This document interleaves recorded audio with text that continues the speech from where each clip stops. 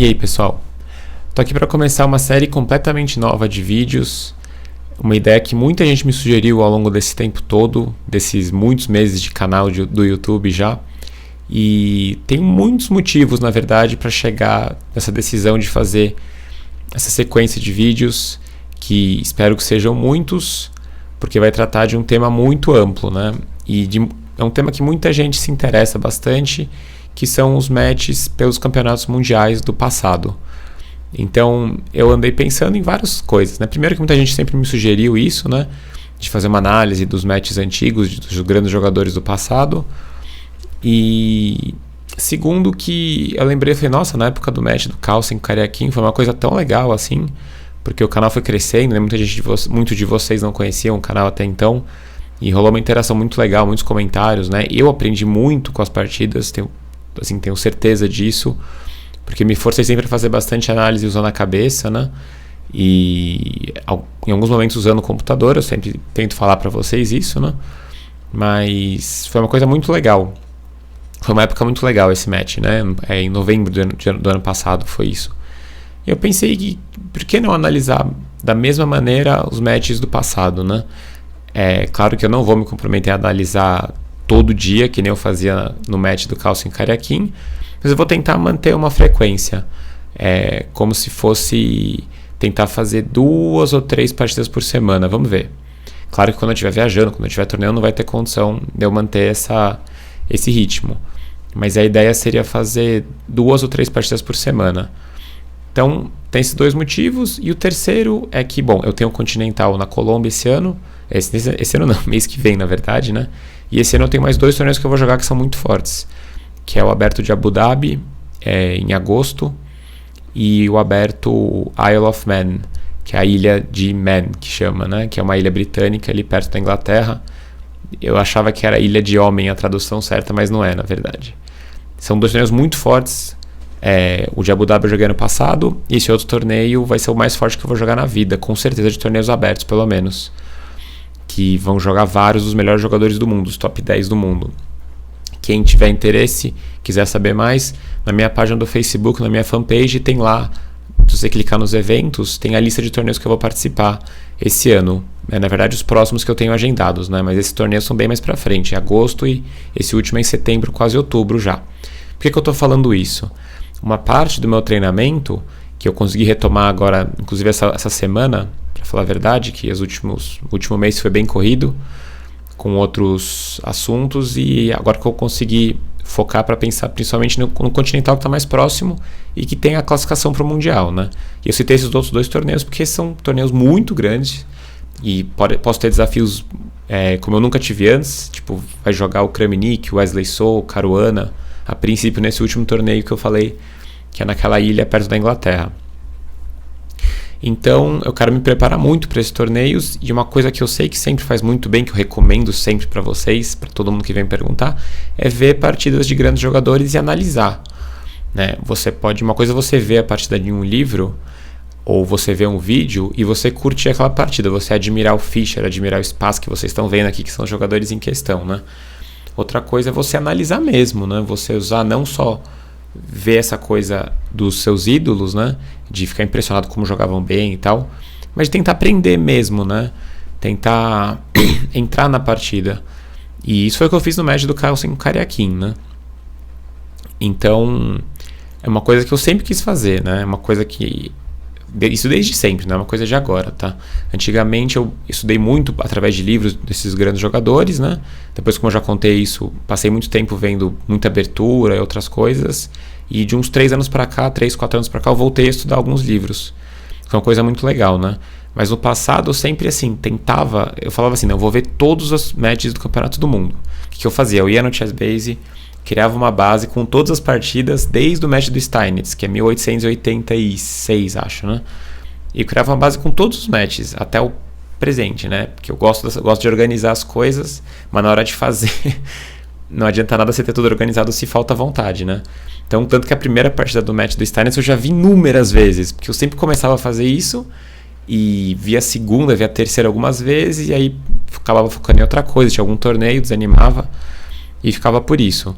Naturalmente não cheguei nem a terminar esse match, né? Pode ser que eu já vi as partidas, mas enfim. Eu sei que a primeira, a segunda, a terceira do match do Steinitz, esse de 1800, eu sei acho que de cor as partidas, que tantas vezes que eu começava e criava essa base, desanimava, deletava a base, passava 2 anos, fazia a mesma coisa. Enfim, eu não quis começar do primeiro match, né? Mesmo porque não tem nenhuma garantia que eu vou terminar isso, né? Isso, se a gente fizer as contas do que eu falei de fazer 2 partidas por semana e todos os matches, deve ser, sei lá, 8 anos de vídeos, né? Chutando, se alguém quiser fazer a conta, fica à vontade aí. Mas eu preferi não começar pelo do Steinitz, apesar que eu gostaria muito de começar na ordem, explicando, a gente vê a questão da história, tudo. Mas eu peguei um match que eu acho que é muito interessante por vários motivos, né? Então, aliás, tem muitos dos matches, para não falar quase todos, são muito legais, né? Tem o nível das partidas e todo o cenário também em volta disso, né? E esse é um dos mais incríveis e é o mais conhecido, eu acho, de todos, né? Todo mundo fala do Fischer, e mesmo quem não joga xadrez já ouviu falar desse match do século, né? Do match do Fischer e Spassky, né? Um match que o Fischer não queria que o pessoal gravasse com as câmeras, né? O match que o Fischer deu WO, enfim. O Fischer jogando contra toda a União Soviética, né? Ele do lado do Ocidente aqui sozinho. Então eu comecei com esse match que eu acho que ele é muito simbólico, né? E além de quem assiste meus vídeos, as transmissões, sabe que eu admiro muito o Fischer, e como um todo, assim, é o jogador que eu mais admiro.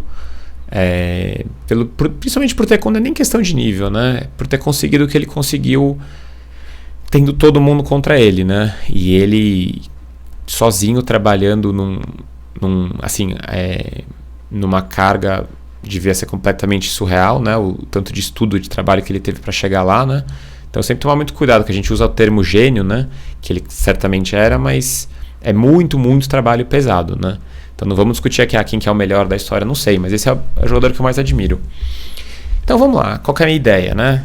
Ver essas partidas, quando eu fui pegar essas partidas, é claro que tem análise já nas bases de partidas por aí, de todos esses matches quase, né?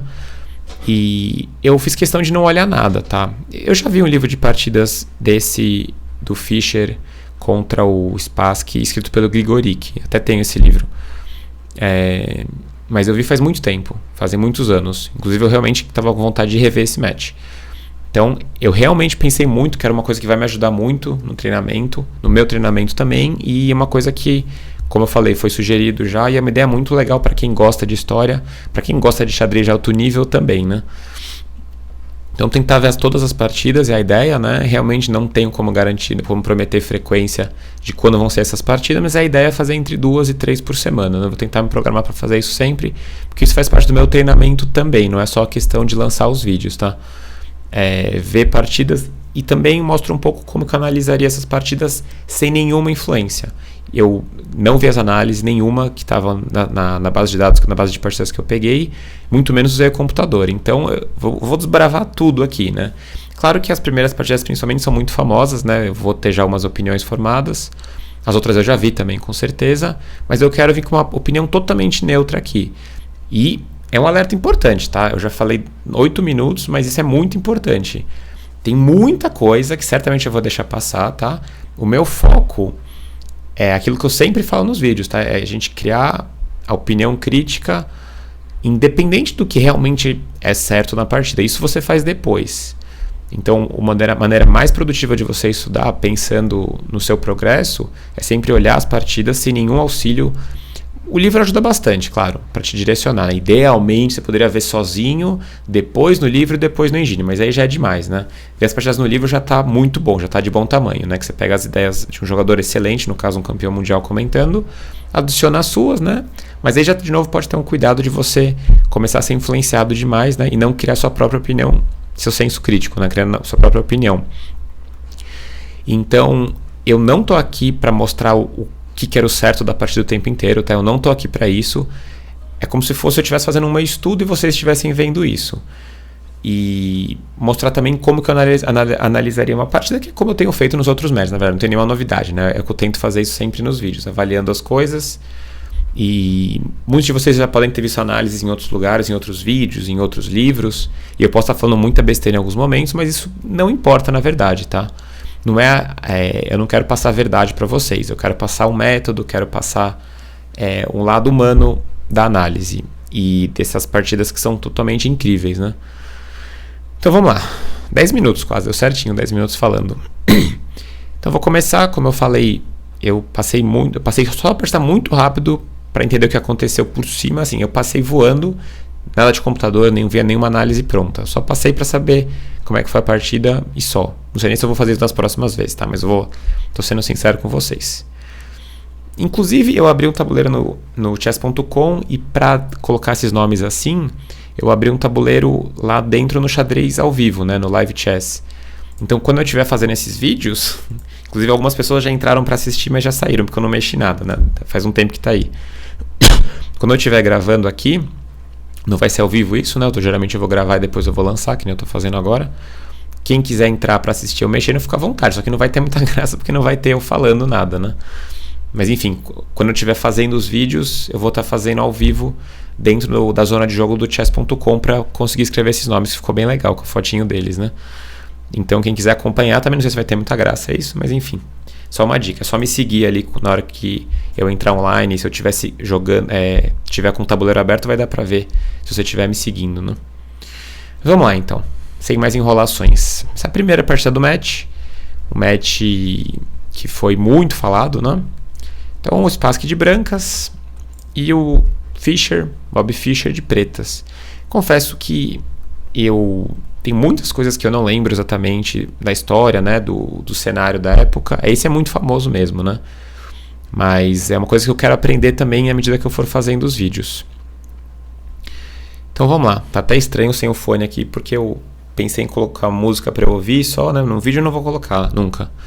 Mas eu fiquei na dúvida se eu colocava com música ou não, né? Por enquanto eu deixei sem. Vamos ver como é que desenrola esse aqui. Então o Spassky começou com D4. Um match que ele certamente estava muito ansioso para jogar, né? Contra o Fischer. Fischer também devia estar contando os segundos para começar, né? E o Fischer jogou cavalo F6. C4, E6, né? Eu realmente não lembro bem do repertório dos dois jogadores na época, né? Eu sei que o Fischer jogava muito em dia do rei, né? Não lembro quanto que ele jogava essas variantes com E6. O Spassky eu lembro que ele jogava muito E4, Siciliana fechada, né? Tinha várias partidas bem legais da Siciliana fechada por parte do Spassky. E D4, C4 não sei, né? A gente vai descobrindo ao longo do match como ele foi a questão do repertório, eles foram mudando. E eventualmente eu vou pesquisar alguma coisa para trazer para vocês aí, mas eu basicamente vou usar o conhecimento que eu tenho, tá? Que é mais ou menos limitado até para esses detalhes, tipo o que eles jogavam, né? Enfim. Não quero também dar uma aula de história aqui para vocês, de história de xadrez. Então vou falar um pouco que eu sei, mas o negócio é a gente focar na partida mesmo. Então C4, E6 e aí cavalo F3, né? Como a gente já falou muitas vezes aqui, né? Cavalo C3 chama para Ninzo-Índia. E G3 também é possível, jogar uma espécie de catalã, né? Já definindo o bispo em G2. São os três anos principais, né? Cavalo C3, G3 e cavalo F3. Que as pretas têm muitas opções, né? As principais são em dia da dama, com B6, bispo B4 cheque, que é a Bogo-Índia, né? E D5, que é tipo um gambito de dama recusado bem clássico. Cavalo C3, tem muitas opções de novo, né? Então o Fischer escolheu a Ragozin com bispo B4. Que é uma variante que eu joguei bastante, né? As brancas têm duas opções principais aqui. Inclusive eu analisei um vídeo meu, né? Que eu joguei contra Ragozin, contra o Villanueva. Tem aí minhas partidas, né? Que eu joguei no torneio da Argentina esse ano. Eu de brancas. Então aqui eu escolhi contra o Villanueva trocar em D5 e bispo G5, se não me engano, né? Tirei o bispo, é outro tipo de posição. Bispo G5 direto é possível também, né? Dama 4 cheque é possível para forçar o cavalo em uma casa esquisita, né? Na frente do peão. Isso tudo eu devo ter falado no outro vídeo já, mas só para fazer uma introdução bem breve aqui da abertura. Mas o Spassky jogou E3, né? Naquela época se jogava muito esse E3, porque agora a gente voltou para Ninzo-Índia, na verdade, né? Se a gente voltar aqui, é a mesma coisa dele ter jogado cavalo C3, bispo B4, E3, aí roque, cavalo F3 e D5. Mesma coisa, tá? Essa é a Ninzo-Índia super, hiper, mega clássica, né? Uma das variantes mais jogadas da história, acho. Acho que nos anos, eu posso estar errado, mas nos anos 50, eu acho, 60, começou a ter muito disso, essas variantes clássicas da Ninzo-Índia, né? Com bispo D3 e roque, etc, né? Hoje em dia se joga muito cavalo E2, que é a linha da moda, para tentar retomar de cavalo em C3. Essa linha é bem mais moderna, né? Não sei quem começou a jogar essa linha. Mas foi cavalo F3, D5, cavalo, bispo B4, E3, roque. Bispo D3, né? Que é a linha normal. E aqui o Fischer jogou C5. C5 e roque. Cavalo C6. De novo, aqui tem muitas variantes. Essa aqui é, como eu falei, uma variante bem principal da Linzo-Índia. Cavalo C6 é uma das opções bem óbvias também, né? Desenvolver o cavalo. Tem outras opções de você trocar em C4 e tirar o cavalo por aqui, preparando o B6, que é uma linha que está bastante na moda também. E tem gente que pergunta, pô, mas Crico, você fala tanto de peão isolado, por que não isola o peão aqui, né? É possível também, né? Então, por exemplo, D por C4, bispo C4, C por D4. As brancas podem não isolar o peão, né, com cavalo D4, dama D4, mas aí seria muito pouco ambicioso, né, porque é uma estrutura totalmente simétrica. Né, joga o cavalo C6, troca as damas, está totalmente igual. Não tem por que as brancas terem nenhum tipo de vantagem aqui. O bispo ficou para dentro em C1 também, ficou para dentro, né? Então aqui as brancas naturalmente têm que jogar peão por D4, isola o peão, mas tem uma versão muito boa de um peão isolado. O que é uma versão boa, né? Essa é esse tipo de posição clássico, com peão isolado em D4, que as pretas não têm o fianqueto, né? O fianqueto seria muito ideal para as pretas aqui, porque limitaria bastante as potencial de ataque das brancas, né? E o bispo estaria em G7 no caso, né? Cuidando desse rei, e o peão estaria em E7 também. Mas aqui, com o peão em E6 e o bispo para fora, é uma variante que tem muito potencial de ataque para as brancas, né? As brancas podem jogar tipo bispo G5, por exemplo, torre 1, dama D3, torre AD1, né? Trazer o bispo, jogar um A3, trazer o bispo aqui para trás, né? Olha a confusão de seta. E bispo B1, por exemplo, né?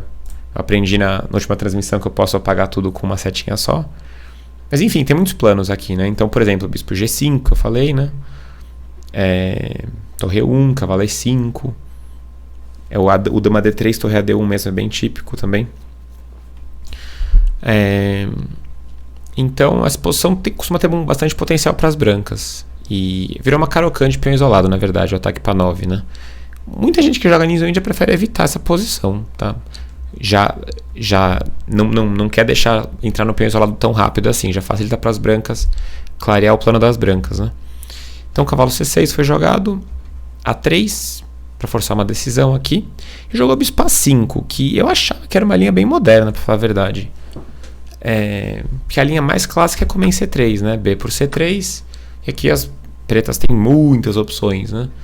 Trocar em C4 e depois dama C7, eu acho que é a principal. E aí as pretas tentam jogar E5 em algum momento. Eu lembro que quando eu comecei a estudar mais sério com o Fier, assim, em 2005, vou até comentar com ele depois, que ele vai achar engraçado, que eu lembro que a gente... Aliás, não foi só com o Fier, né, que eu estudava bastante com ele, mas uma época no ICC, eu tinha até esquecido disso. A gente fez um estudo, a gente entrava no ICC, e aí a gente analisava em grupo, assim. E aí eu lembro que tinha eu, o Fier, o Choma, o Rafael Alonso, o Silvio Oliveira, talvez, não sei se o William Arruda também, não sei se mais alguém, o Diego acho que não lembro. A gente devia ser de 6 a 10 pessoas, assim, e a gente ficava analisando. E isso foi o que a gente analisou uma época, essa variante da Linzo-Índia. Isso foi em 2005, eu acho, 2004, 2005, sei lá. Até antes, 2003 pode ser. E a gente ficava analisando. Então isso aqui eu lembro que... E aí o Fier salvou um arquivo com essa análise, e vira e mexe a gente, sei lá, ele formatava o computador, alguma coisa, e falava, não, mas aquele arquivo tá lá ainda, né? E eu já vi esse arquivo, essa análise super antigas e... Enfim, mas é uma época bem legal que a gente estudava bastante junto, tinha essa coisa, a gente conseguiu formar um grupo na época, né? Enfim, as pretas acabam jogando um E5 aqui, para tentar abrir o bispo do C8. Mas é uma posição bem desequilibrada, porque as brancas têm par de bispo, e eventualmente esse bispo pode abrir um dia, né? Se as pretas, sei lá, trocarem D4, né? Ou, não sei, as brancas também, no momento que joga E5, podem tentar jogar D5 e E4, eventualmente, né? Mas é uma posição estrategicamente bem complexa. A gente não vai entrar nesses méritos agora. Então o Fischer jogou bispo A5, mantendo. Parece que entrega o peão, né? Mas se comer o peão e ameaçou B4, sustentando tudo, naturalmente eu vou trocar em C3. Peão toma. E acho que toma e E5 é a teoria. Ou E5 direto, não lembro. Pode ser E5 direto, sem trocar em C4. E é um tipo de compensação típica, né? Porque peão a mais para as brancas, mas... Esses peões estão bem fracos. E o bispo está meio passivo em C1, né? Enfim, o bispo vai sair bem para F5 ou G4, não sei. Mas tem a impressão que E5 é mais preciso. Eu acho que é assim a teoria, eu não lembro exatamente disso. Mas enfim, é uma ideia temática também, né? Então uma ideia que você tem já mais ou menos uma ideia do que fazer, aí você tem que calcular para ver se dá certo. Espaço 5 e ele jogou um lance curioso, o Spassky. Faz sentido, na verdade. Ele jogou cavalo E2, puxou o cavalo aqui. Então, cavalo E2. Lembrando aqui um pouco antes do detalhe que eu esqueci de falar, as brancas podem muito bem isolar o peão das pretas, né? C por D5, E por D, D por C5. E aí bispo C5 e... Quem tem o peão isolado são as pretas agora, mas de novo as pretas têm um jogo bem solto. Bispo G4, mesmo plano que eu falei agora há pouco, só que de cores invertidas, né? Bispo G4, dama D6, torre 8. E as pretas têm potencial de ataque na lado do rei, ou pelo menos muita iniciativa com as peças. Então geralmente nem os dois lados quer isolar o peão do adversário, né, nesse caso. Então A3, bispo A5, cavalo E2. E agora eu tô ameaçando comer em C5, né, porque não vai ter mais o bispo por C3. Então tem que tomar uma decisão. Então o que acontece aqui? O Fischer jogou D por C4, bispo C4. Ele até podia trocar em D4, que certamente é um lance aceitável. Por quê? Agora que isolou o peão, que ele estava tentando evitar antes, mas é uma versão um pouco melhorada para as pretas, imagina, porque o cavalo está em E2 agora. O cavalo geralmente fica em C3. Ele pode ir para E4 um dia, não sei. Controla essa casa de D5, né? Em E2 ele parece um pouco...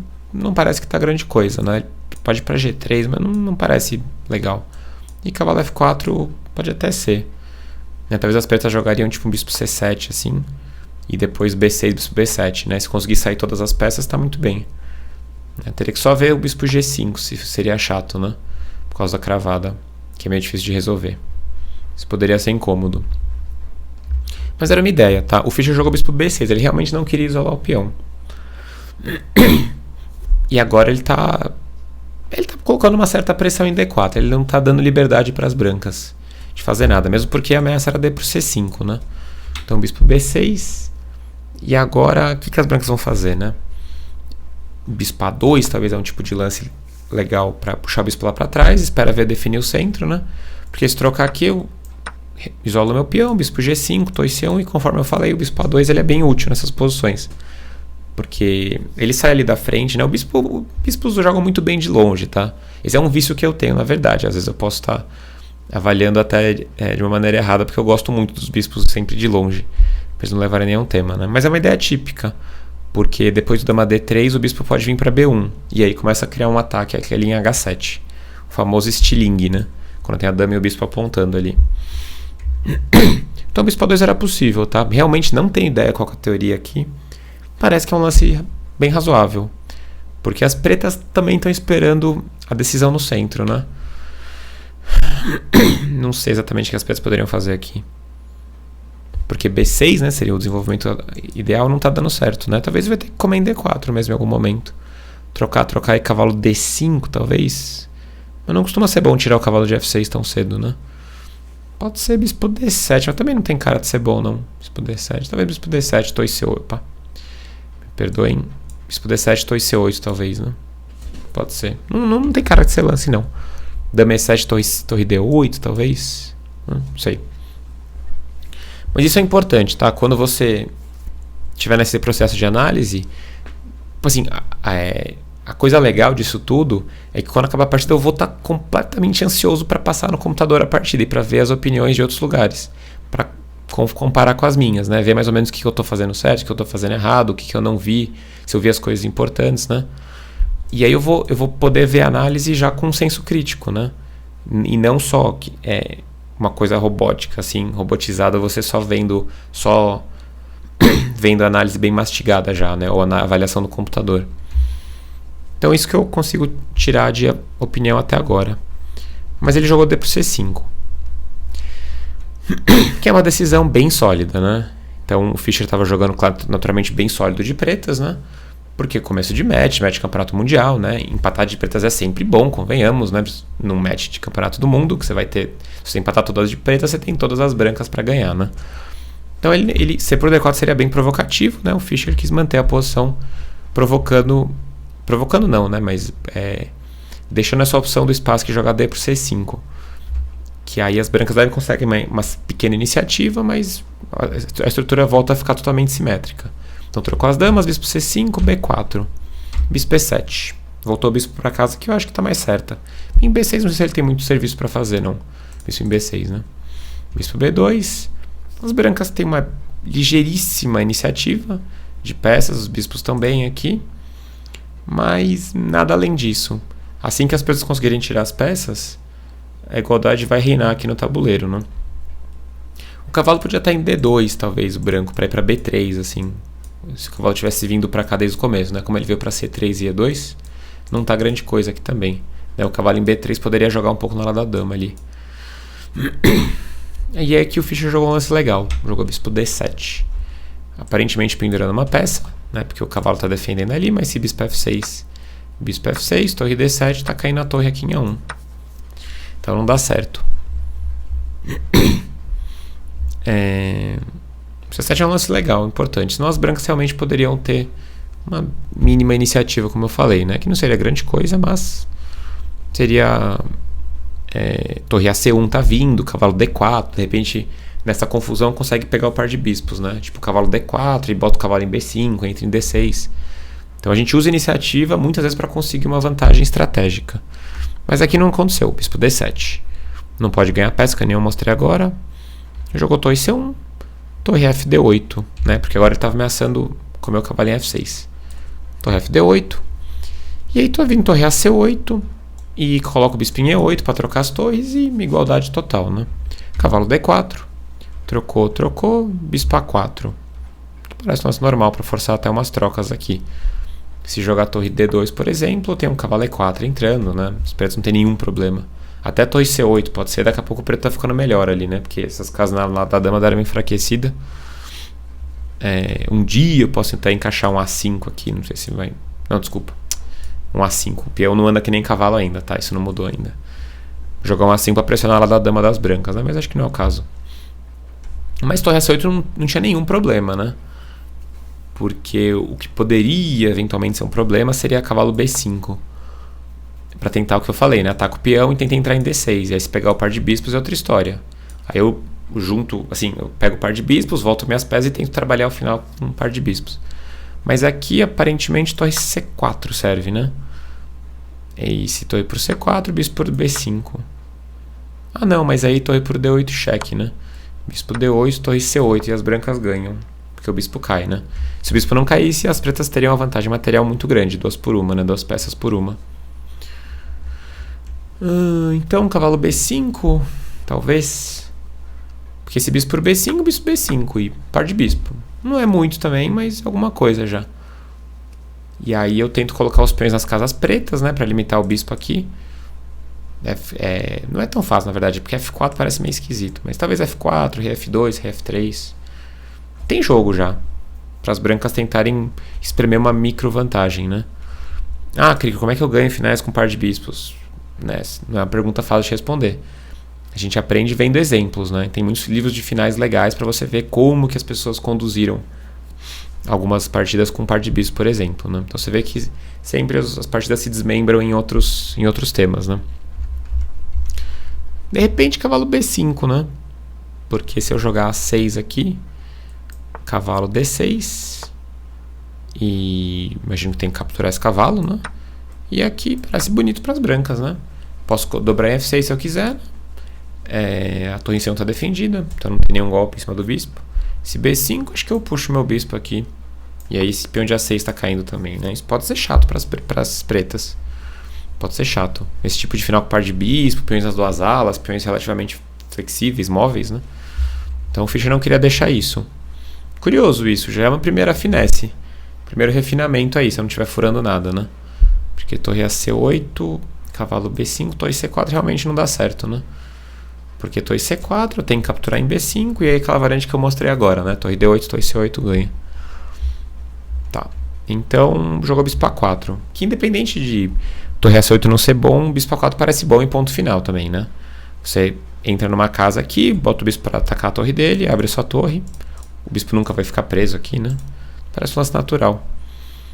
Então, o espaço que jogou bispo B3 para trocar os bispos, trocou. Trocou, torre C8.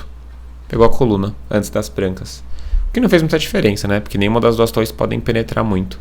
Rei F1, né? Torre C2, torre D2 naturalmente. Igualdade total. Então rei F8, rei E2. E aqui, bom, muitos de vocês acho que conhecem o que aconteceu nessa partida, né?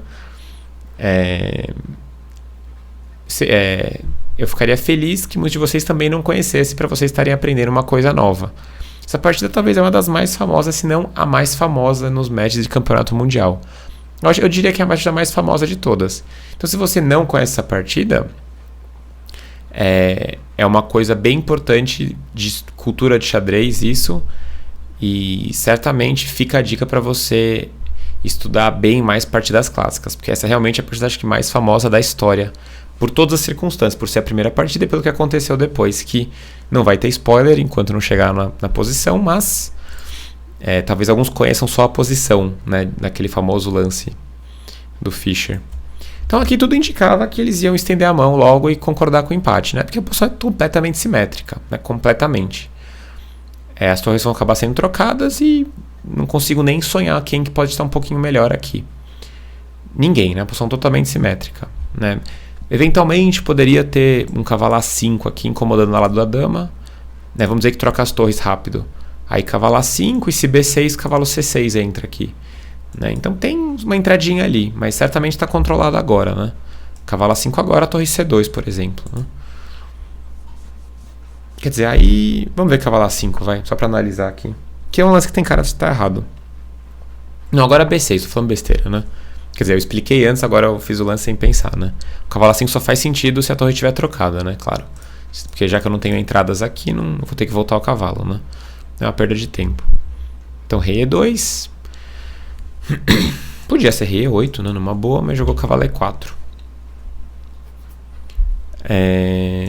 De repente, pode ameaçar o cavalo C3, né? Talvez.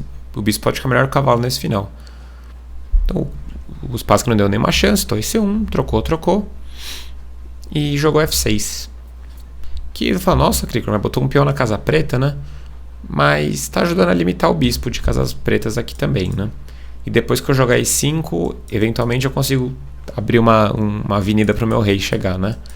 E aqui sim, de fato, tem um cavalo A5 que tem que se preocupar, né? Que na verdade o Fischer conseguiu neutralizar com certa facilidade. Mas se jogasse B6 agora, é o tipo de lance que pode ser minimamente displicente, porque é um lance que limita o cavalo. Você fala, pô, Cricor, mas você sempre ensina que o peão ali nessa distância do cavalo é bom. Nem sempre, né? A gente não trabalha com certezas absolutas no xadrez. Aqui cavalo D4 pode ser meio chato, porque ó, casinhas brancas podem ser invadidas, né? Principalmente essas duas. E o peão de A7 pode ter uns problemas. Então, se eu colocar o cavalo em C6, jogar B5 e A4, e aquele peão em A7, meu bispo podendo entrar em algum momento, né? Pode ser meio chato mesmo. Então, ele não queria mexer o peão de B6 também. E bispo D8 parece algo esquisito, porque eu posso jogar F3, né?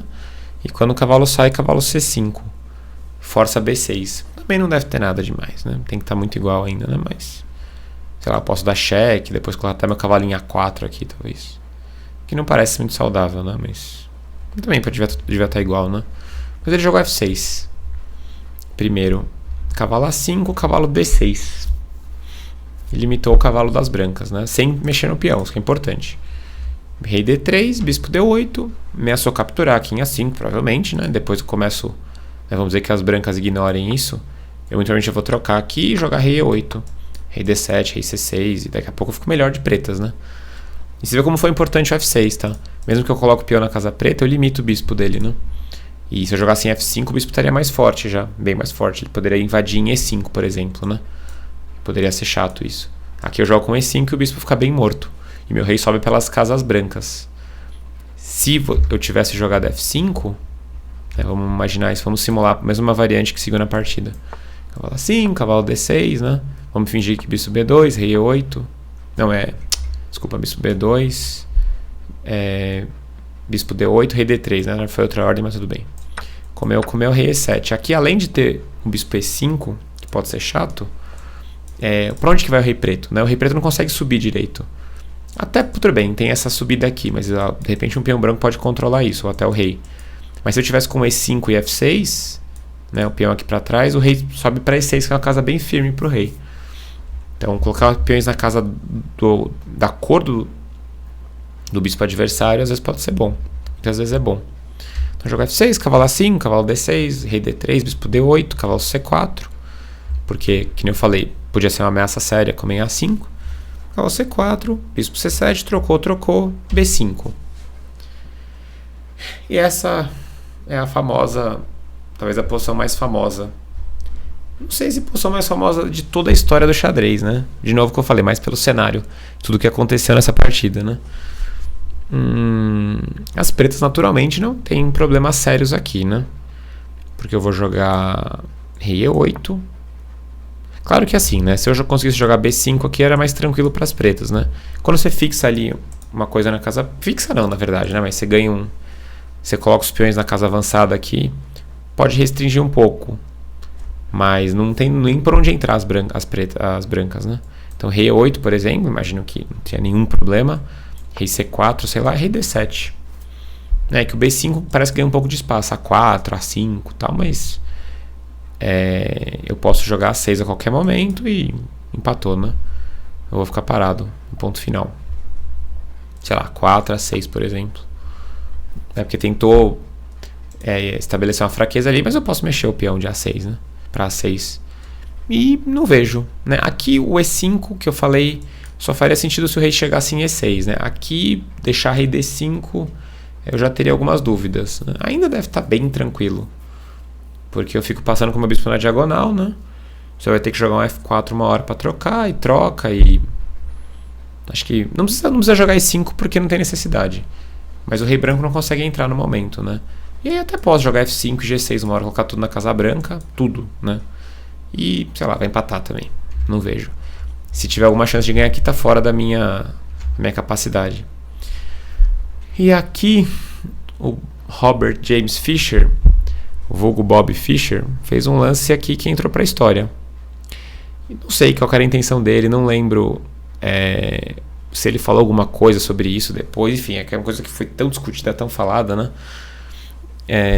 Mas ele entrou pra história com isso, né? Não precisava disso pra entrar pra história, não. Ele já fazia parte da história e acabou fazendo, enfim, faz até hoje, a gente sabe disso, né? Então, B5, o Fischer jogou bispo por H2, que é um lance de deixar qualquer um boquiaberto, né? Por que fazer isso, né? Ou, claro, às vezes muitos de vocês falam, por que não comeu o peão também? Essa é uma outra pergunta. Então, sempre que esse peão está caindo, o bispo muitas vezes ele está nessa diagonal, ou seja, de brancas ou de pretas, tem o problema do G3, né? E agora o bispo está preso. Se eu jogar bispo G1 para atacar esse peão, naturalmente eu trago o rei e ganho o bispo. E você não quer perder o bispo no final que você só tem uma peça, né? Então, bispo H2, G3. Ele jogou H5, né? Que é a única tentativa para jogar H4. Rei E2, H4, né? Se jogar G por H4, aí sim o bispo volta. E sei lá, o peão de H ficou isolado, mas mesmo assim. Pode até ser perigoso isso, porque volta o bispo, joga H5 assim. E agora esse ponto de G7 pode ser, né? Ele provavelmente vai jogar rei F7 e G6, tá tudo bem, né? Mas assim, não tem motivo para jogar bispo por H2, não tem uma coisa positiva, né? Na pior de todas, tá empatado de novo, né?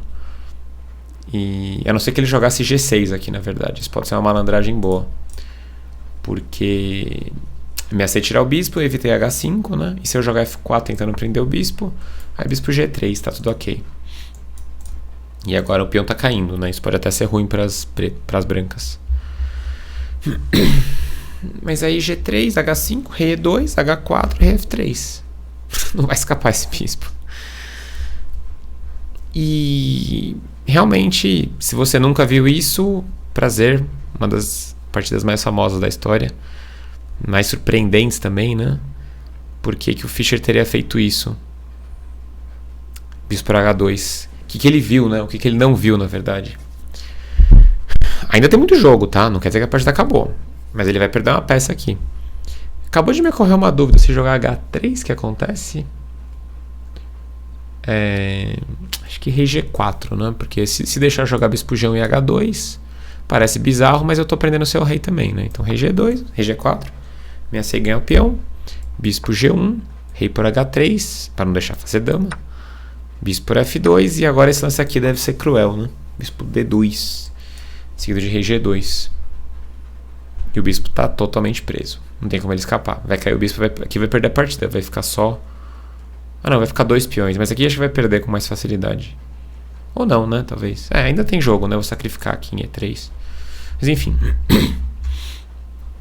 Ele jogou rei E7, rei G2, capturou em G3, peão G3, bispo por G3, rei por G3. E aí vamos chegar nesse final. Que é interessante ainda. Eu lembro, o máximo de spoiler que eu lembro é que em algum momento o Fischer ainda podia escapar nesse final. Não sei se a gente vai entrar em muitos detalhes aqui. Que o final deve ser instrutivo, na verdade. Vamos tentar analisar um pouco, sim. Porque, bom, são 2 peões pela peça, né?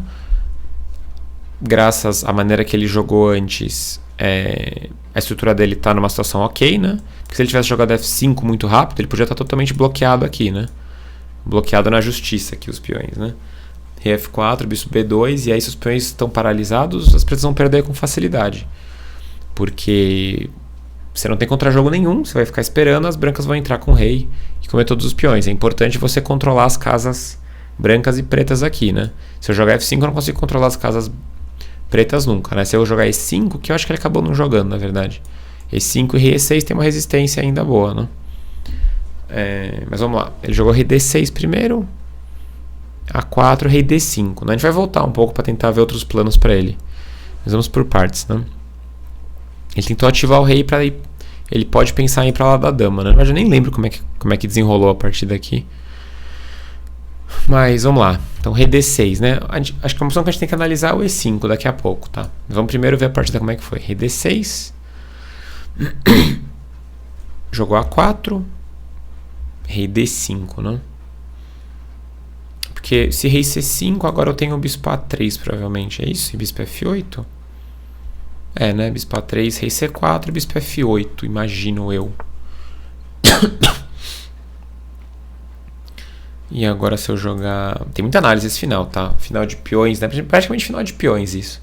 Final de peões é muito, muito cálculo, né? Vou tentar passar umas ideias sem ficar muito cansativo aqui, porque é difícil analisar mesmo essas posições. Se rei B3, por exemplo... Se bispo G7, rei por A4... Bispo F6, rei B5, o branco pode até perder esse negócio se brincar muito, né? Então imagino que A5 está em ordem aqui, é um lance normal. Rei A4, já tá com cara que bispo G7 pode ser bom, mas vamos jogar A6 primeiro, né? Peão toma, peão toma. Rei B5, tem que ver G6 também, é muita, muita opção aqui. Rei B5 lá, e aí as brancas parece que ganham sem muitos problemas, né? Porque isso aqui tem que estar ganho, né? Vou jogar rei F4, vou sacrificar meu bispo, vou entrar com o rei, vou comer o peão de E. E o meu Everaldo aqui... Aliás, falando em Everaldo, o Everaldo Matsura naquelas posições de peão isolado é com certeza o melhor jogador do Brasil nessas posições, tá? Se você quer jogar posições de peão isolado, procura as partidas do Matsura, Everaldo Matsura. Ele é muito bom mesmo nesse tipo de posição, tem muita experiência, ele sempre joga o ataque Panov e Botvinnik na Caro-Kann, né? Eu falei o nome dele, eu lembrei que eu ia falar no meio de uma análise e esqueci. Ele realmente conhece muito todas as formações de peças. Então o Everaldinho aqui vai fazer dama, né? Vai acabar ganhando esse final. Mas tem muitas alternativas nesse final aqui, então eu tô passando bem rápido. G6 é outra opção. Mas aí acredito que bispo G7, F5, né? Tem que ser. Rei D3... Rei D3, rei F3, talvez, não? Rei D3, rei F3, tá. Mas aí rei D3 perde um pouco o sentido, né? Porque eu jogo F5 e aí bispo F6, eu bloqueio tudo. E agora as pretas estão ficando em zug daqui a pouco, né? Porque se eu começar a ir pra lá, eu entro e imagino que eu consigo de novo comer os peões aqui e sobra o Everaldinho aqui, né? A gente pode analisar, mas não vejo muito sentido. Rei C4... que agora rei B4 é chato, né? Porque eu como os 2 peões. Talvez bispo E7. Tá. A questão dessa análise, assim, ela treina um pouco a intuição de finais, mas é muita variante bruta, assim, força bruta mesmo. Então, por isso acaba não sendo tão instrutivo às vezes, né? Porque, tipo, você não consegue ver com clareza por que tal lance, né? Porque eu tô pensando em bispo E7, para evitar rei B4, né? Mas aí permite E5, que eu não queria deixar. Vamos ver rei F4 mesmo, né? Que é mais direto. Rei B4. Rei E5, eu tô com medo de perder os 2 peões. Porque seria uma corrida de peões aqui. Rei E5, rei por A4, rei por E6, rei por B5, rei F7. Rei C4, rei por G6, rei D3. Bispo D4, rei E4 empata aí, não? Empata? Não empata, né? Joga o bispo por A7. Tá, interessante essa variante. Rei E5, come lá, come, rei F7, rei C4, rei G7. Não. Ah, eu contei os tempos errados, então, né? Rei D3. Aqui empatou, então, né? Não joguei bem esse final. Porque esse bispo G5, os peões disparam. Ah, não, mas o branco também dispara, né? Tipo, A5, rei por F5, A4, E4, Everaldinho acordou. E A3, aí bispo F6 primeiro. E teria que calcular B5, mas aí eu faço antes, né? E6, B3, E7, B2. Uau, sensacional essa linha, né? Totalmente na sorte, né? Mas E8, B1 e dama E4. Olha que bonito. A gente tá no lance 56, tá? A análise começou no 36. Por isso que o xadrez é bonito, né? Claro que talvez tenha alternativas. Sim, claro que tem alternativas aí no meio, né? E tipo, aqui tem muitos candidatos, né? Tipo, aqui tem bispo D4 intermediário para tentar forçar a mexer um dos peões, né? E B6, bispo E5. Essa variante é muito legal, né? Rei E5, come lá. Eu não quis avançar direto os peões, porque aí rei por F5 e E4 avança muito rápido, né? Tô tentando explicar o porquê dos lances, para ficar um instrutivo também o final. Rei D3, né? Bispo D4 não serve porque F4 empata. Eu achava que empatava. Mas aí peão toma, né? E rei D4, F5 faz dama. Então isso também, talvez também ganhe esse jeito, né? Porque agora rei por F5, meu bispo tá na diagonal muito melhor, né? Por outro lado, eu vou ter que perder um tempo, eventualmente, ou não, né? Pra avançar meu peão de E, mas eu tô na diagonal certa aí. Tá, então acho que ganha de mais uma maneira. E a variante que eu mostrei é muito legal, né? Aqui. E as pretas fazem dama, mas por causa da infeliz situação do rei preto. Dama E4 e ganha a dama, né? Então voltando aqui no meio da confusão, né? Rei F4, rei B4, rei E5. Não, desculpa. Eu tava pensando em rei F4, rei B4, bispo D4. Eu tava pensando, né? Pra tentar liquidar um dos peões. Mas a outra variante acho que tá dando certo já, né? E aí se jogar B6, bispo E5, rei A4, bispo B8. Não sei se vale a pena perder esse... Não, isso tá errado. Porque rei C4, rei lá. E até um lance do tipo... talvez não esteja errado, não sei. Muito difícil analisar esses finais, muito difícil. Aquela outra variante tá dando certo, parece, né? Certamente tem muitos poréns aqui. Então entrar com rei ali dava uma bagunça completa, parece, né? Mas ele jogou rei D5, o Fischer. Bispo A3 e rei E4. Acho que o Spassky não quis trazer o rei, porque ele deve ter calculado que aí faz diferença o tempo que as pretas vão ganhar aqui com o rei C4. Porque agora toda essa bagunça, eu começo com tempo a menos, né? Porque na outra eu deixei meu rei em G3, fiz a festa com meu bispo, só inseri meu rei na hora que precisou, né? Talvez por isso, né? E rei F4 pode ter cheques aqui, né? Tipo G5, que enfraquece também, mas... sei, é um belo de um enigma esse final de peões, vou ser bem sincero, tá? Mas rei D5, bispo A3 foi jogado mesmo, né? O outro final ali... bom, depois a gente volta, na verdade. Rei E4 e bispo C5, né? Ah, se B6 tem A5 aqui, olha só que malandro. É isso? Ah não, posso até jogar bispo toma, né? Porque jogo bispo C5 é um lance bem provocativo, né? Se eu trocar e A5, não pode comer, né? Porque faz dama. Rei D5. Ah, e A6 ganha, né? Ah, tá. Porque o rei preto aparentemente tá no quadrado, mas eu não consigo usar essa casa de C6, né? Teria que jogar rei D6, aí A7 faz dama. Então bispo B6 tem bispo por B6 rolando, né? Essa ideia do espaço que já parece difícil, mas não lembro se ele jogou bem no final também, não sei. Mas eu estaria me sentindo muito mal deixando esse rei entrar em E4 aí. Mas talvez o preto tenha chances boas ainda. Vamos lá, A6. Né? B6, como a gente viu, perde ali. Não jogou B por A6, né? Mordi minha língua. Ele quis manter o peão. Que acho que em muitos finais faz sentido, né?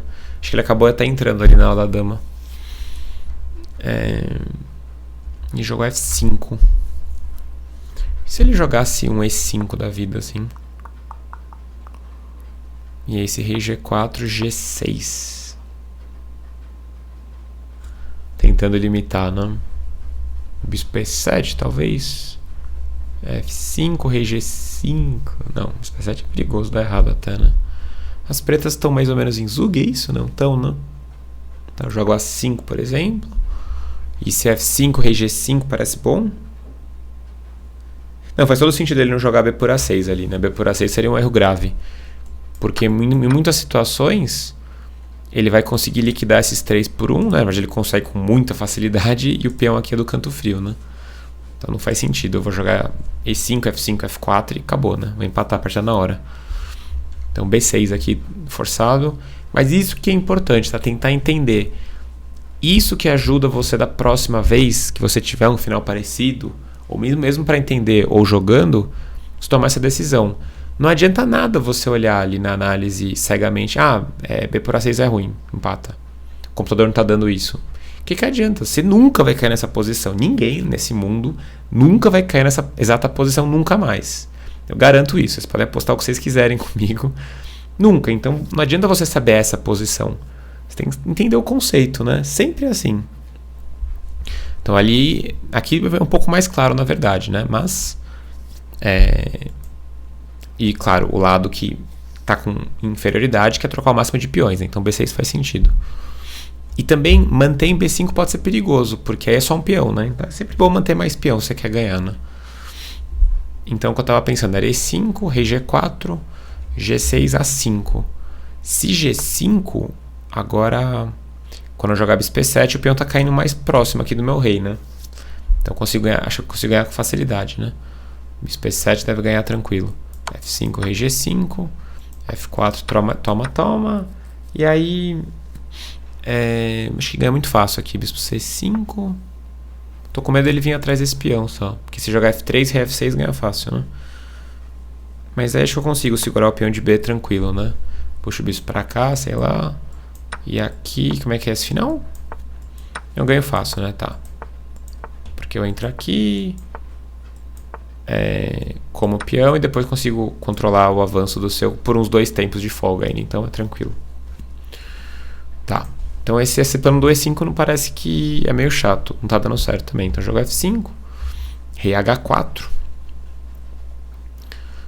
Pra entrar com o rei, né? F5 enfraqueceu, querendo ou não. Por isso que eu queria jogar E5, mas rei G4 não tô conseguindo ver como, né? Como criar alguma coisa. E rei D3 também não dá. Assim, assusta o tanto de opções aqui que tem, mas se você começa a embarcar nas variantes, começa a ficar um pouco mais claro. Aos pouquinhos. E você começa a ter alguns parâmetros já para você analisar a posição, né? A diferença é que na parte da você não pode mexer botar a mão no tabuleiro, que nem estou fazendo aqui, né? Então B6, F5, que eu não sei realmente. Aqui, se você tirar o rei aqui, e aqui o branco começa a ter mais espaço, deve ganhar com facilidade, né? Na verdade, podemos até ver essa posição com E5, que era aquela que eu queria ver lá atrás. Mas eu acho que olhando agora é uma vitória tranquila, porque eu jogo E4, rei G6, acho que eu posso jogar A5, não sei, o mesmo rei G4 aqui, G6, e vai ficar em Zug uma hora aqui, né? Quer dizer, aqui não, né? Porque o rei pode passar infinitamente. Como é que quebraria essa resistência, né? Poderia levar meu rei até C4, tentar entrar em D5. Talvez isso, né? Não sei. Já posso estar falando besteira. Porque se avançar aqui... rei G3, talvez. Comece a entrar, né? Se bem que aí peão por F por E4. Não, acho que eu prefiro manter primeiro isso. De bispo, talvez, né? Bispo F8, talvez. Não é tão fácil ainda. Não. Parece. Porque se eu ficar parado aqui, as pretas ficam paradas aqui também, né? Claro, rei C6 ele não vai jogar, porque bispo E7. Teria que contar os tempos, acho que não tá dando certo. Ele vai ficar parado, totalmente parado aqui. E aí se eu colocar o bispo em G7, não tô conseguindo muita coisa também, né? Então se eu deixar o bispo pra cá, rei E6 e rei F3, né? F5, eu deixo o bispo de olho nesse peão aqui, que é muito importante. E aí eu começo a vir pra cá. Eu joguei um final parecido até uma vez. Rei lá, né? Sempre que jogar aqui, eu troco em F5 e eu começo a empurrar o rei preto, né? Porque ele vai ficar sem espaço. Uma hora eu vou entrar aqui, aí vai cair o peão, né? E se E4, uma hora ele vai ficar sem casa. Porque essas casas são pretas, né? Meu bispo controla. De modo geral, isso aqui vai perder quase sempre. Então ele vai ter que ficar esperando aqui, rei C4, peão toma e bispo H6. Tem cara que vai ganhar, né? Porque eu bloqueei todos os peões, né? Se não comer aqui, deve perder com esse, né? Ainda tem uma certa análise, mas deve ganhar sempre. Rei C5, né? F por E4, bispo H6, tá bloqueando, parece. Tá, então rei D6, rei C4, F por E4, rei bispo H6, rei E6, rei C5, rei F5, né? Vai virar uma corrida perigosa. G5. Mas aí talvez as brancas sejam inteligentes, porque rei D6 vai virar uma bagunça que não tem mais volta. Inclusive as brancas acho que acabaram de perder a partida. Não consegue mais segurar esse peão, né? Se jogar... Tem bispo G7 ainda, mas acho que já é muita firula, né? Comer e voltar aqui, mas não tá certo. Eu tô pensando em jogar bispo E3 voltando aqui. E aí se G5... Rei D5... G4... Eu fico esperando. Não é tão fácil esperar. Talvez aqui. Pra não deixar o rei entrar nessa casa. Esse e aí... Acho que eu tô elaborando muito, na verdade. Mas vamos ver aqui. Porque quando eu jogar G2 eu jogo esse, tá? Em Zug, esse que eu queria chegar. E se G1 o bispo toma vai ganhar o final, né? Porque vai cair E5 e tal. E se rei G4... Rei E4 vai ganhar o final também. Na verdade, não sei se é tão complicado que nem eu falei, mas talvez seja. E aí rei H3 lá, e rei D6, rei C7 vai ganhar fácil. Interessante, muito interessante, tô aprendendo aqui. E vocês? Essa bloqueada aqui é muito temática. Você bloqueia o peão de E5 aqui, fixa o peão em E5, não bloqueia, né? Fixa o peão e aí você ignora esse avanço e começa a entrar com o rei. Tem os sinais parecidos assim, de peões e bispo, né? Então, o espaço... E F5 não tem cara de ser bom, na verdade, né? Eu só quis comparar com o outro final que eu achei que podia acontecer. Se tivesse o peão em E5, o rei em E6, né? Aparentemente perde. Então, F5. Rei H4, tentou entrar, né? E F5 faz mais sentido, na verdade. Tirar o rei daí não faz sentido nenhum, né? As brancas precisam invadir com o rei pra ganhar ainda, né? Rei H4. E aí jogou F4. E5, rei G5, F4, come, parece uma vitória bem direta para as brancas, né? Eu vou comer em G7, vou pro outro lado. Se você começar a avançar o peão de F, vai perder. Teria que analisar uma coisa assim, né? Que pode ser perigoso, inclusive. Mas aí acho que eu vou pra cá, talvez. Não, isso aqui pode dar errado para as brancas, né? Ou não? Não, aqui as brancas acabaram de perder a partida. Quer dizer, ainda não perderam, mas vai acabar empatando. Porque eu vou jogar aqui, vai ter que alugar o bispo, vai ter que voltar com o rei. Vai cair o peão de B6, né? Tá, essa análise é muito bagunçada também. E5 era uma outra opção. Eu jogo F4. Como eu falei, a gente não vai entrar em todos os méritos. A gente analisou esse final por quase meia hora, 20 minutos. Bem interessante, né? Eu jogo F4 mesmo. E5 tem que analisar. Peão toma, rei F4. Tem que analisar também os lances de peão aqui. Não, aqui G6 não faz sentido, né? Rei D3 parece que não também. Acho que tem que romper de algum jeito aqui. Porque rei D3 eu começo a entrar com o meu rei. E sem trocar esse peão aqui, perigoso, né? Começar a cair tudo. Então faz muito sentido jogar E5 ou F4. Que eu acho que empatava em algum momento o espaço. Eu lembro dessa ideia faz tempo, desse conceito. Dessa hipótese que ele podia empatar a partida ainda. Que o Fischer podia salvar ainda. Jogou F4. E5 não tá claro pra mim. Ainda tô achando que ganha o branco, mas trocou e rei H5. Se E5 é a mesma história. Então a gente encontrou um padrão já, né? Rei G6, E4, come. E3. E aí provavelmente bispo E3 agora acho que não vai dar certo, mas rei F6 primeiro. E2, sei lá, bispo B4 acho que tá bom. E se ele vier a coroar o peão, você vai lá e vai ganhar com muita facilidade, né? E se as pretas quiserem tentar atacar o bispo de B4, posso fixar aqui. E quando você for atacar o bispo, eu fico aqui e eu defendo ao mesmo tempo e controlo o avanço do peão de E. Então, jogou rei F5 mesmo, mantendo. Só que agora vai cair naquilo que eu falei, né? Quando fica esses dois peões, eu fico passando de bispo, uma hora você vai ter que fazer alguma concessão, vai ter que deixar meu rei entrar de alguma maneira. Jogou bispo E3, rei E4, bispo F2, ameaçou rei G6, voltou rei F5. E agora... Não sei porque qualquer lance de bispo não é suficiente aqui. Jogou bispo H4. Por que não bispo G1? Ah, não, mas é porque é E5, né? Tá, e se ele jogasse E5 agora... Bom, E5 na verdade é um enfraquecimento, né? Porque aí eu posso ficar esperando, acho... E4, bispo E3, fica em Zug. É isso que eu quero chegar, tá? Esse é um conceito bem importante nesses finais. Que pode ser utilizado isso na prática. Tá em Zug aqui. Porque não tem como passar lance, né? Uma hora você vai ter que permitir meu rei entrar aqui, e aí acabou. Quando cai um peão, eu vou atrás lá do outro de B7, aí já era. Então jogou rei E4 para não mexer lá. Bispo H4. E agora, se rei F4, rei G6. E se E5, acontece o que eu falei, né? Bispo G5, E4, bispo E3. Exatamente. Essa é uma coisa legal de analisar sem computador e sem nada. Quando você encontra a ideia, depois você se sente bem. Porque você fala, pô, que legal, encontrei a ideia do cara, né? Se você já vê direto o computador ou o livro, não tem chance de você achar, né?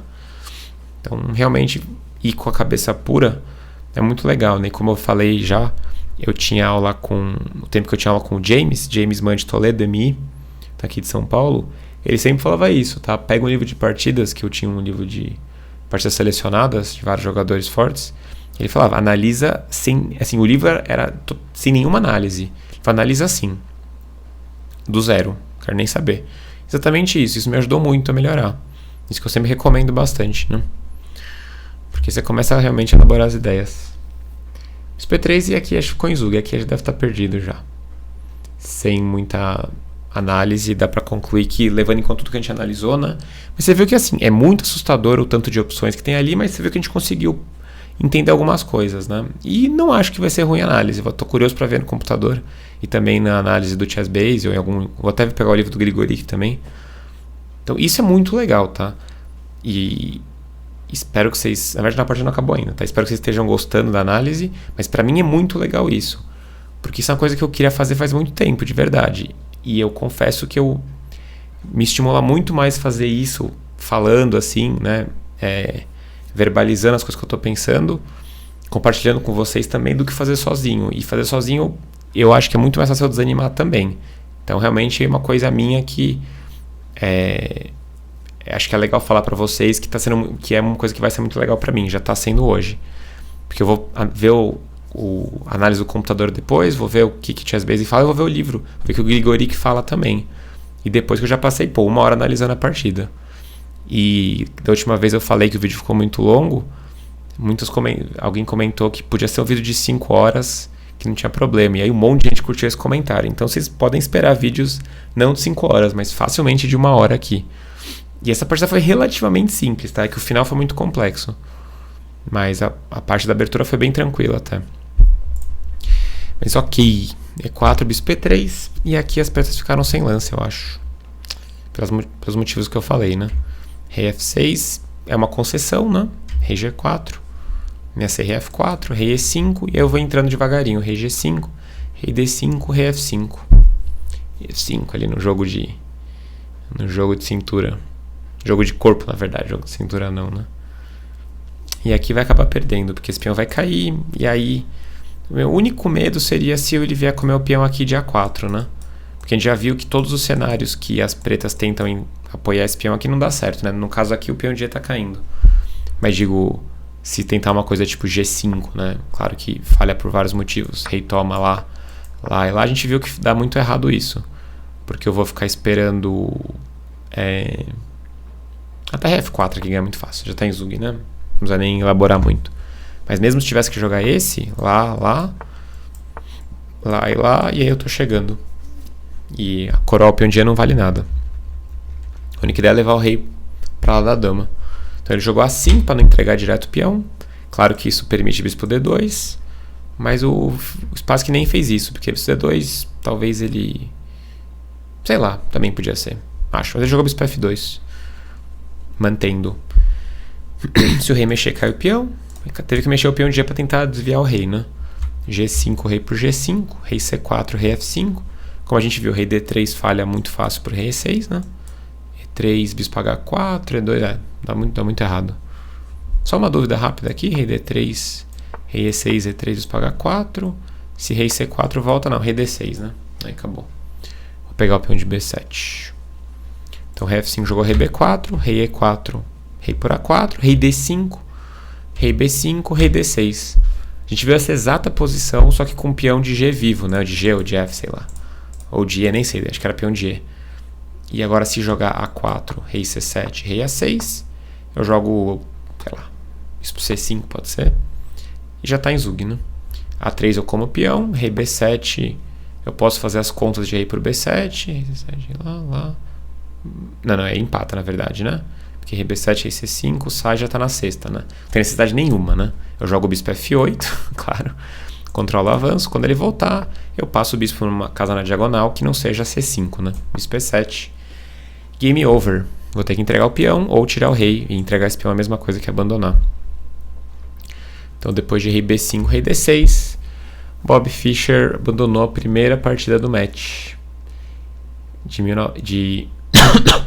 Nesse match tão famoso, tão importante, que é o Fischer-Spassky. O match em Reykjavik. Começou 1-0 pro Spassky.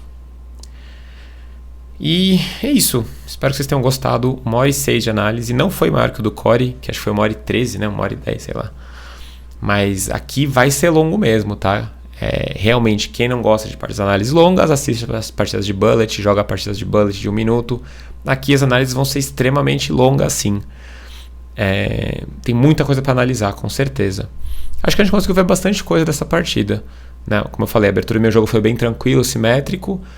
O final totalmente igual. O Fischer fez uma coisa totalmente inexplicável, né? E caiu no final muito interessante mesmo, que o preto tinha várias chances de empatar. Não cheguei a nenhuma conclusão se o preto empatava, né? Acho que não. As análises que a gente mostrou aqui, o branco sempre ganhava, né? Acho que tinha uma análise que empatava, mas exigiria muito mais tempo de análise, né? Com certeza. Porque são muitas opções sempre. Mas a gente conseguiu encontrar alguns padrões no final. Então é isso, pessoal. Fischer-Spassky 1-0.